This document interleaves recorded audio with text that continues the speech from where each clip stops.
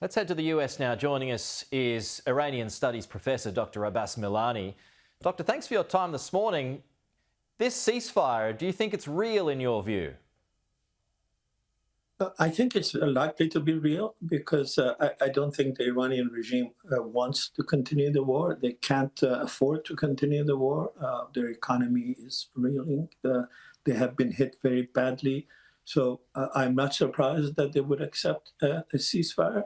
And I hope they do because I think the more the war goes on, there are collateral damages to Iranian people, to Israeli citizens, to the region.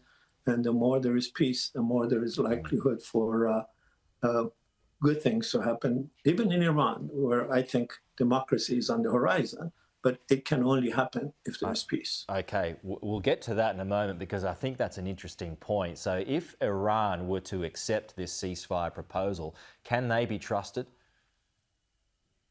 I think if ever they can be trusted, it is now because they are at the weakest. And weak regimes, even bombastic regimes like Iran, uh, don't really have too many options. I think Iran made many threats that if the US attacks Iran, they will do this and that. But they realized, and almost anybody who watched the reality on the ground realized that those are empty bombast, and the regime has no desire, no capacity to extend the war. Do you, But they yeah. needed to make a gesture.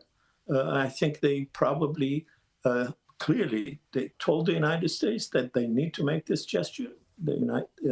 They attacked the base, an empty base, and then they agreed to a ceasefire out of desperation. I think they Yeah, I mean, might have no choice. sorry, Doctor. Yeah, I mean, look, it was just merely symbolic, wasn't it? Just to show that they had something and then they're happy to leave it there. You talk about regime, and there's been plenty of talk about regime change. How likely is that?